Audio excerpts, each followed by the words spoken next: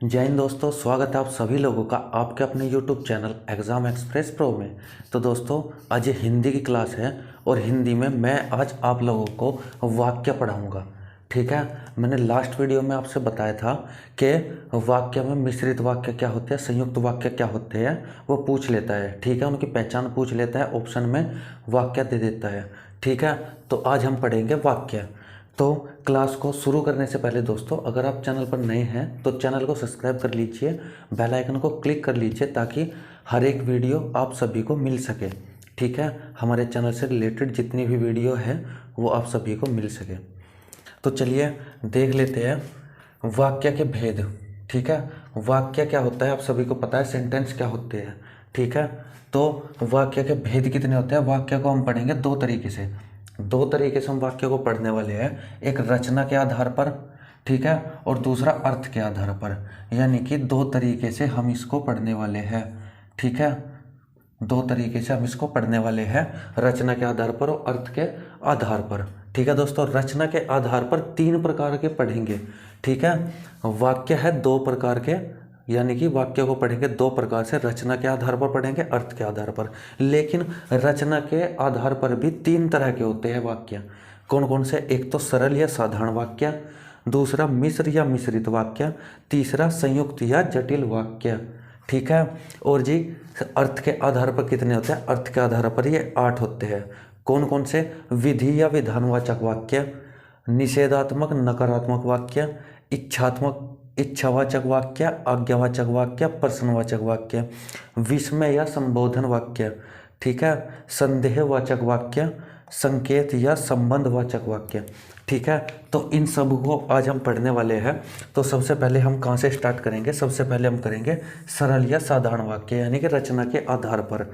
ठीक है, इसको आज हम स्टार्ट कर रहे हैं। सरल या साधारण वाक्य क्या होते हैं? वे वाक्य जिनमें एक उद्देश्य और एक विधेय हो।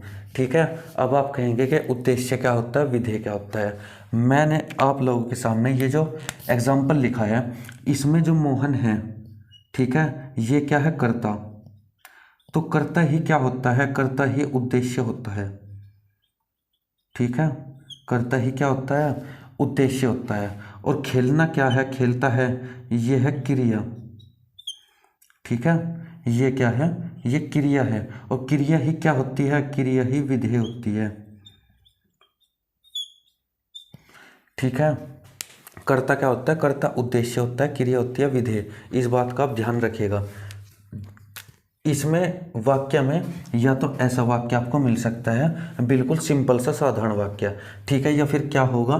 दो उद्देश्य हो जाएंगे, एक या दो विधेय। यानी कि जैसे आपने देखा माता पिता, ठीक है, माता और पिता, तो यहाँ पे क्या हो गया? ये हो गए दो उद्देश्य। माता और पिता ये क्या हो गए? ये हो गए दो उद्देश्य। आई बात समझ में? और जी बैठे हैं, ये क्या हो गया? एक विधेय। ठीक है दोस्तों, एक हो गया ये विधेय। अब तीसरा क्या कहता है? तीसरा है अनेक उद्देश्य अनेक विधेय। तो इन तीनों तरह से, यानी कि एक उद्देश्य एक विधेय, या फिर दो उद्देश्य एक विधेय, या फिर अनेक उद्देश्य अनेक विधेय मिलकर साधारण या सरल वाक्य बना सकते हैं। ठीक है, जैसे आपने देखा यहाँ पे राम, मोहन, सीता, गीता, बबीता आपस में खेलते कूदते, खाते पीते और पढ़ते लिखते हैं। ठीक है, और पढ़ते लिखते हैं। तो इसमें क्या है? इसमें क्या है? आपने देखा यहाँ पे राम है 1 2 3 4 5, यानी कि इस वाक्य में उद्देश्य कितने हैं? तो आप कहेंगे कि जी उद्देश्य है इसमें 5 उद्देश्य। ठीक है, 5 उद्देश्य है। और मैं कहूँ कि विधेय कितने हैं? तो एक विधेय, दो विधेय और 3 विधेय। तो विधेय कितने हैं इसमें? इसमें है विधेय 3 विधेय हैं। ठीक है दोस्तों, तो ये क्या हो जाएंगे? ये हो जाएंगे आपके साधारण वाक्य। ठीक है, साधारण वाक्य। उदाहरण एक और देख लीजिए। सूरज निकलता है, अंधेरा, सूरज निकला, अंधेरा भागा। यानी कि इसमें क्या है? इसमें सूरज निकला, ठीक है, अंधेरा भागा। इसमें विधेय कितने हैं? आप कहेंगे एक विधेय ये है, एक विधेय ये है, ठीक है। और इसमें उद्देश्य है दो, सूरज और अंधेरा, इसमें दो उद्देश्य है, निकला और भागा। ये क्रियाएं है, यानी कि ये क्या हो जाएगी? ये हो जाएगी विधेय, ठीक है। आपको विधेय और विधेय उद्देश्यों में बिल्कुल भी कंफ्यूज होने की जरूरत नहीं है। आप बस ये समझ लीजिए कि अगर कर्ता एक हो, ठीक है, और क्रिया एक हो तब भी साधारण, और आपका कर्ता दो हो उसके साथ में, ठीक है, कर्ता दो अगर होंगे तो उसके साथ में या तो एक विधेयक या फिर दो विधेयक होंगे। इस चीज़ का बस ध्यान रखना है। अगर अनेक उद्देश्य होंगे तो उनके साथ अनेक ही विधेय होंगे, ठीक है। इन चीज़ का आपको ध्यान रखना है। तो ये थे आपके क्या सरल या साधारण वाक्य। अब हम क्या देखेंगे आगे? अब हम देखेंगे अपना मिश्र या मिश्रित वाक्य, ठीक है। तो चलिए देख लेते हैं मिश्र या मिश्रित वाक्य।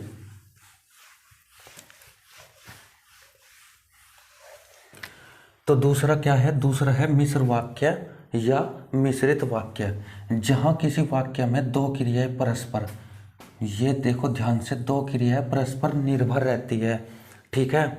ये तो हो गया नंबर फर्स्ट, जहां किसी वाक्य में दो क्रियाएं परस्पर निर्भर रहती है। और दूसरा क्या है? जहां एक क्रिया के होने पर दूसरी क्रिया का होना पाया जाता है, यानी कि एक क्रिया अगर होगी तभी दूसरी क्रिया होगी, ठीक है। एक क्रिया के होने पर दूसरी क्रिया का होना पाया जाता है। अगला देखिए तीसरा क्या कहता है? जहां दो सरल वाक्य या उपवाक्यों के बीच निम्न समुच्चय अव्यय जुड़े होते हैं। अव्यय क्या होते हैं ये मैं आपको आगे जाके किसी क्लास में बता दूंगा, ठीक है। अव्यय का पूरा एक टॉपिक है अव्यय का भी, ठीक है। तो कौन कौन से है वे समुच्चय अव्यय? कि, क्योंकि, इसलिए, तो, चूंकि, बल्कि, जिससे कि, जिसने, जो तो, जैसे वैसे, जितना, उतना, जैसे वैसे, ठीक है। जैसे वैसे शायद दो बार हो गया, जैसे वैसे छोड़ो, ये हो गया जो, आदि, ठीक है। इन बातों का ध्यान रखना है दोस्तों। कॉपी पेन लेके बैठ जाया करो जब भी मेरी हिंदी की या मैथ की रीजनिंग की क्लास हो, ठीक है। जब भी कोई भी क्लास हो कॉपी पेन लेके तो आप बैठ जाया करो, ठीक है दोस्तों। अगर आपको सिलेक्शन चाहिए तो इसमें हमें आपको ये सब कुछ नोट डाउन कर लेना है, ठीक है। कौन कौन से समुच्चय अव्यय जुड़े होते हैं? कि, क्योंकि, इसलिए, तो, चूंकि, ये मतलब ये सारे अव्यय जुड़े हुए होते हैं। इन सब को आपको ध्यान से देखना है, ठीक है। तो ये क्या होते हैं? ये मिश्र वाक्य बना देते हैं जिसमें ये सब लग जाते हैं, ठीक है। उदाहरण देखिए, सूरज निकला इसलिए अंधेरा भागा, ठीक है। और ये इससे कनेक्टेड भी है, ठीक है। एक क्रिया दूसरे पर निर्भर भी कर रही है, ठीक है। आप मुझे इतनी गालियां मत दो कि, ठीक है। इतनी नहीं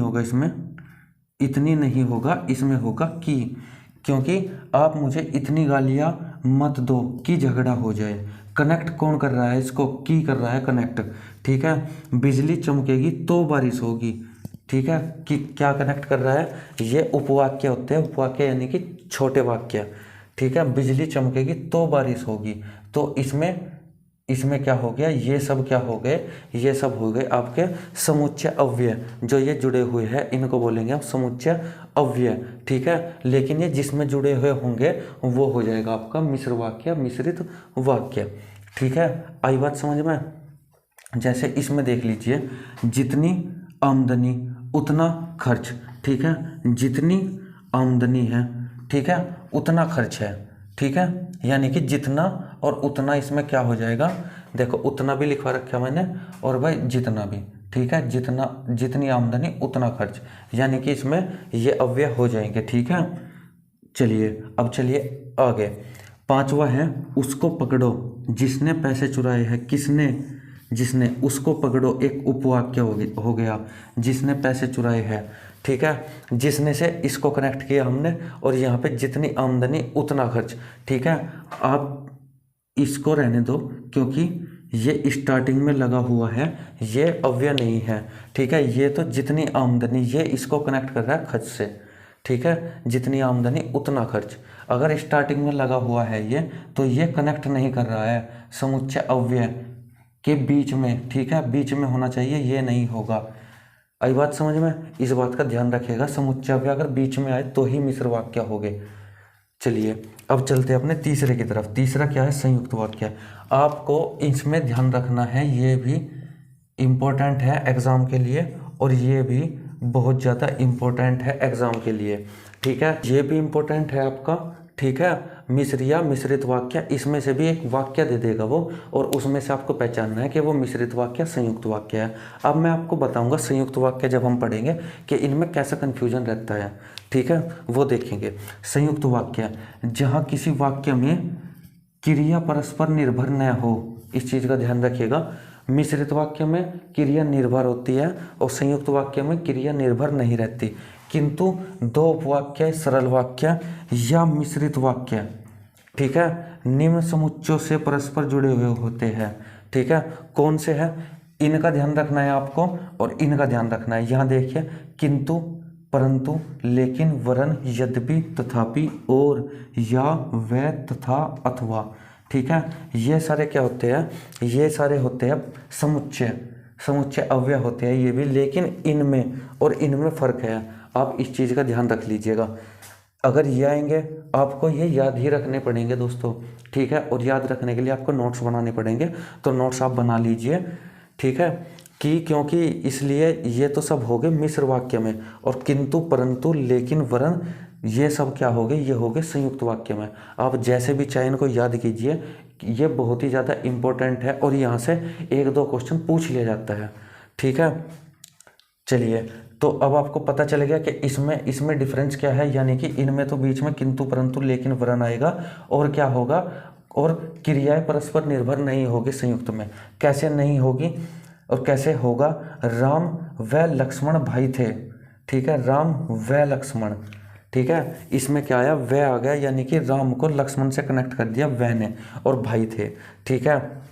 सूरज निकला और अंधेरा भागा, ठीक है, सूरज निकला और अंधेरा भागा, और इसमें बीच में लगा हुआ है, ठीक है। सूरज निकलने से अंधेरे का कोई लेना देना नहीं है, ठीक है। तो इसमें एक परस्पर निर्भर नहीं होती, इसमें होती है निर्भर। जैसे कि जितनी आमदनी उतना खर्च, ठीक है, यानी कि आमदनी के हिसाब से खर्च बता दिया उसने। उसको पकड़ो जिसने पैसे चुराए हैं, ठीक है, उसको जिसने, तो यहाँ भी कनेक्ट है। और यहाँ देख लो आप, सूरज निकला इसलिए अंधेरा भागा, यानी कि सूरज निकला, उसको कनेक्ट कर दिया इसने, ठीक है। सूरज निकलने के साथ सूरज निकला तो अंधेरा भागा, लेकिन यहाँ पे क्या कहा है? सूरज निकला और अंधेरा भागा, ठीक है। उसने इससे कनेक्ट नहीं किया है, यहाँ पे लग गया और, ये तो यहाँ पे कनेक्ट नहीं हो रहा है, इस बात का ध्यान रखिएगा। आपने उसे माफ़ कर दिया लेकिन मैंने नहीं किया, ठीक है, लेकिन मैंने नहीं किया, यहाँ पे इसने अलग बात कर दी है। आपने उसे माफ़ कर दिया लेकिन मैंने नहीं किया, यहाँ पे क्रियाएं परस्पर निर्भर नहीं कर रही है जैसे यहाँ पे कर रही थी, ठीक है। आप देख सकते हैं, आप मुझे इतनी गाली मत दो कि झगड़ा हो जाए, यानी कि गाली का झगड़े से कनेक्शन है, ठीक है। लेकिन यहाँ पे क्या है? आपने उसे माफ़ कर दिया लेकिन मैंने नहीं किया इसका, और यहाँ पे कोई भी एक दूसरे से परस्पर क्रिया नहीं हो रही है, ठीक है दोस्तों। तो ये थे आपके आज के कितने? 3 हो गए आपके रचना के आधार पर तीनों, ठीक है। अब चलिए, अब चलते हैं अपने अगले 8 जितने भी हैं उनकी तरफ, ठीक है, वो है अर्थ के आधार पर। अब चलते हैं अपने वाक्य के दूसरे टाइप की तरफ, यानी कि वाक्य को मैंने 2 तरीके से पढ़ाने के लिए बताया था, एक रचना के आधार पे और दूसरा है ये अर्थ के आधार पर, ठीक है। अर्थ के आधार पर 8 तरह के पढ़ेंगे हम वाक्य। तो पहला कौन सा है? विधि या विधानवाचक वाक्य। तो इसमें क्या है? वाक्य में विधि अर्थात भाग्य का नियम पाया जाता है, यानी कि क्या होता है? जो यूनिवर्सल ट्रूथ होता है, ठीक है, वो पाया जाता है। वाक्य में कार्य का होना पाया जाता है, यानी कि क्रिया का होना भी इसमें पाया जाता है। वाक्य में घटना व कथन, इतिहास, भूगोल, अर्थशास्त्र, राजनीति, विज्ञान आदि विषयों के अनुकूल पाए जाते हैं, यानी कि हमें इतिहास की बात बताएगा या भूगोल की, अर्थशास्त्र की, राजनीति विज्ञान की। ठीक है, इन सब चीज़ों का समावेशन उसमें हो सकता है। यानी कि हो सकता है वो बात इतिहास से रिलेटेड हो, भूगोल से, अर्थशास्त्र या राजनीति विज्ञान से। ठीक है, जैसे उदाहरण देख लेते हैं, सूरज पूर्व दिशा में निकलता है, तो ये क्या होगा, ये यूनिवर्सल ट्रूथ हो गया। ठीक है, ये क्या हो गया, यूनिवर्सल ट्रूथ हो गया, यानी कि भाग्य का नियम हो गया ये। ठीक है, हिमालय उत्तर दिशा में है, ये भी भाग्य का नियम है, यानी कि हिमालय उत्तर दिशा में है हमारे, ये बात सही है। ठीक है, द्वारिका के राजा श्री कृष्ण थे, ये बात कहीं की हो गई, ये बात इतिहास की हो गई। ठीक है, द्वारिका के राजा श्री कृष्ण थे। पानी ऑक्सीजन व हाइड्रोजन का मिश्रण है। ठीक है, ये क्या हो गई, ये विज्ञान की बात हो गई, यानी कि राजनीति और विज्ञान की बात हो गई, पानी ऑक्सीजन व हाइड्रोजन का मिश्रण। ठीक है, इन चीज़ों को आप ध्यान रखिएगा, यानी कि इन चीज़ों से रिलेटेड जो भी सेंटेंस वाक्य आ जाए, ठीक है, वो कहीं में होगा, वो होगा आपका विधि या विधानवाचक वाक्य में। ठीक है दोस्तों, आई बात समझ में।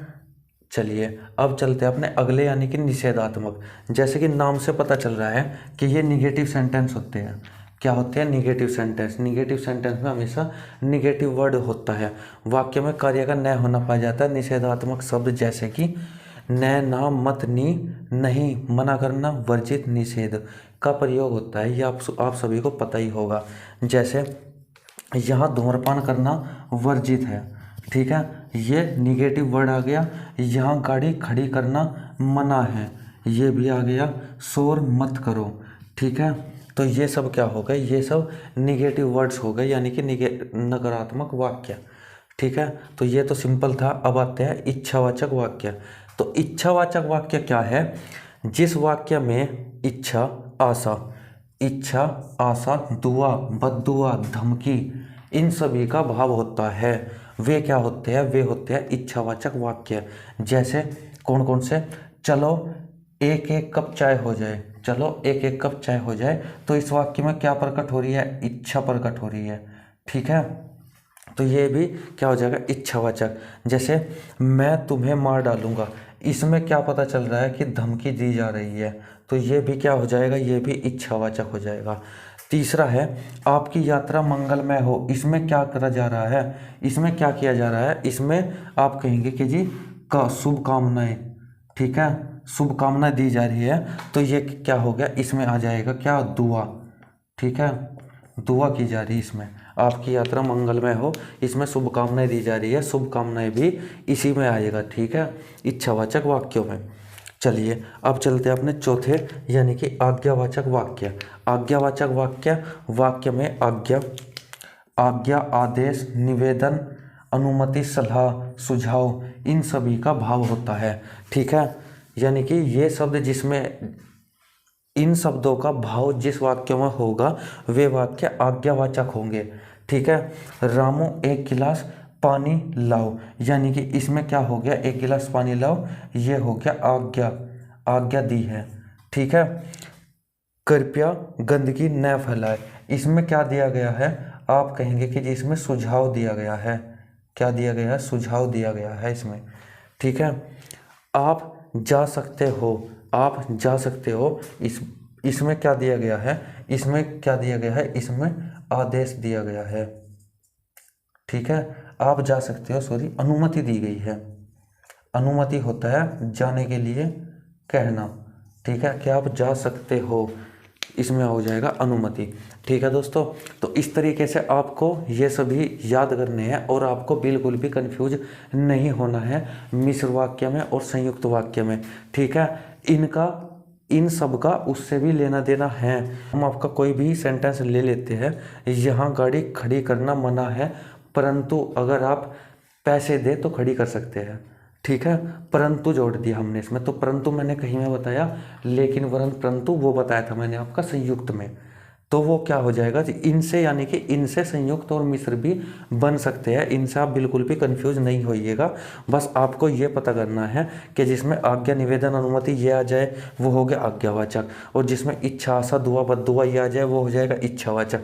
जिसमें नकारात्मक चीज़ आ जाए वो हो जाएगा नकारात्मक, और जिसमें विधि विधान का या फिर इतिहास, भूगोल, राजनीति, विज्ञान का इन सभी का समावेशन हो तो वो क्या होगा, वो विधिवाचक, विधानवाचक हो जाएगा। ठीक है दोस्तों, चलिए अब चलते हैं अपने पांचवे की तरफ।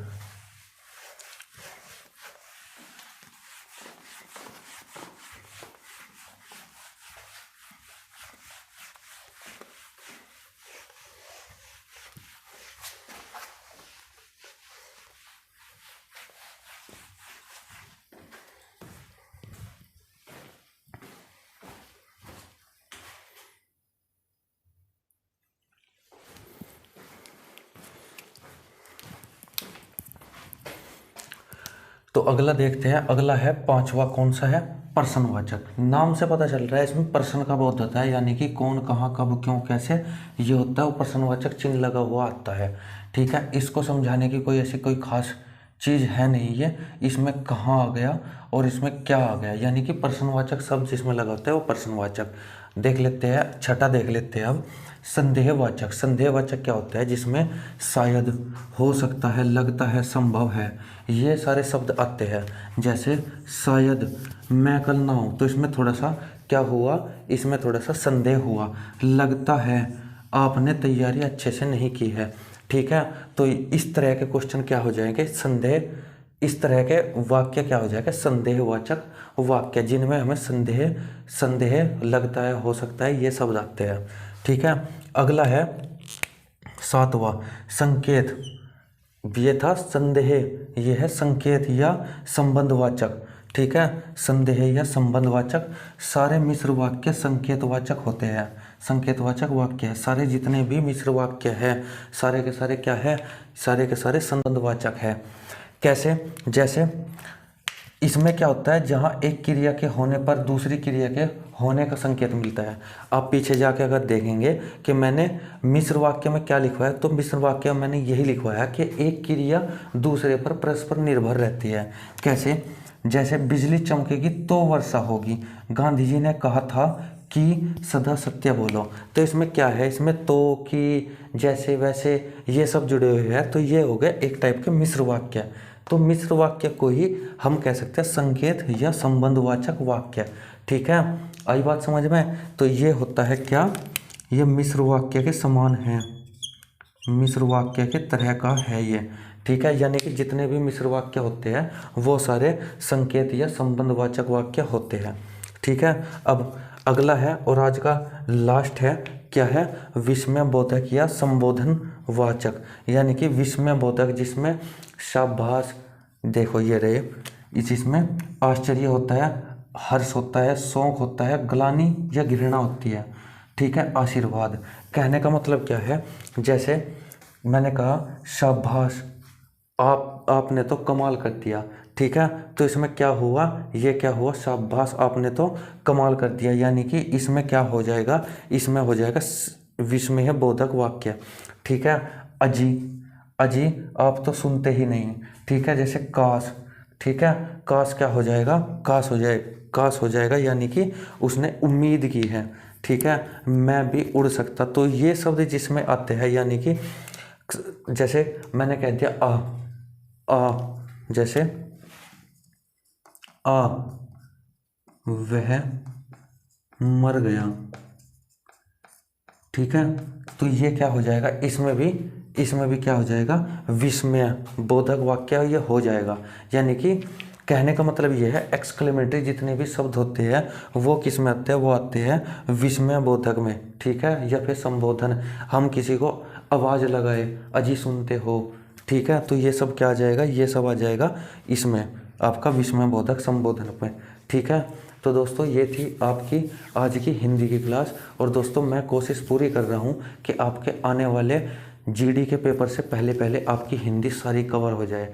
ठीक है, और रेडियो ऑपरेटर का भी एग्ज़ाम कुछ ही समय बाद घोषित हो जाएगा आपका कि कब होना है कब नहीं होना है, तो उसमें भी हिंदी बहुत ही ज़्यादा इम्पोर्टेंट होती है।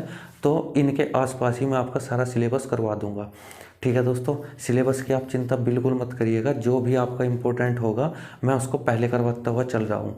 ठीक है, इसमें से मैं आपको बता दूँ इम्पोर्टेंट क्या है इसमें। इम्पोर्टेंट आपको देख के चलना है क्या, एक तो मिश्र वाक्य। ठीक है, मिश्र वाक्य आपको याद होना चाहिए कि मिश्र वाक्य है क्या, कैसे होता है, कौन कौन से शब्द उसमें बीच में आते हैं। ठीक है, और दूसरा है आपका क्या, संयुक्त वाक्य। ठीक है, संयुक्त वाक्य। इन दो पे आपको ज़्यादा फोकस करना है, बाकी को आप भूल भी जाओ तो कोई दिक्कत नहीं, क्योंकि क्वेश्चन इन्हीं से बनता है। ठीक है, ज़्यादातर क्वेश्चन इन्हीं से बनता है। वैसे बन इनसे भी जाता है, प्रश्नवाचक पूछ लेगा कि कौन सा है। ठीक है, संदेहवाचक पूछ लेगा कौन सा है। तो आप लोगों को पढ़ने तो सारे हैं, लेकिन मेन फोकस जो करना है मिश्र वाक्य संयुक्त वाक्य पर करना है, क्योंकि इन्हीं से क्वेश्चन सबसे ज़्यादा पूछे गए हैं। ठीक है दोस्तों, तो इस सब को अपनी कॉपी में नोट डाउन करके रखिएगा, अपने क्लियर नोट बना लीजिएगा, बिल्कुल साफ साफ नोट बना लीजिएगा अपने, जिससे कि आपको आगे जाके भी हिंदी पढ़ने की ज़रूरत ना पड़े। बस आप नोट्स को उठाएं और रिवाइज करें और आपका सब कुछ याद। ठीक है, तो इस तरीके से आपको नोट्स बनाने हैं। तो चलिए आज की क्लास को बस इतना ही रखेंगे। धन्यवाद। जय हिंद, जय भारत।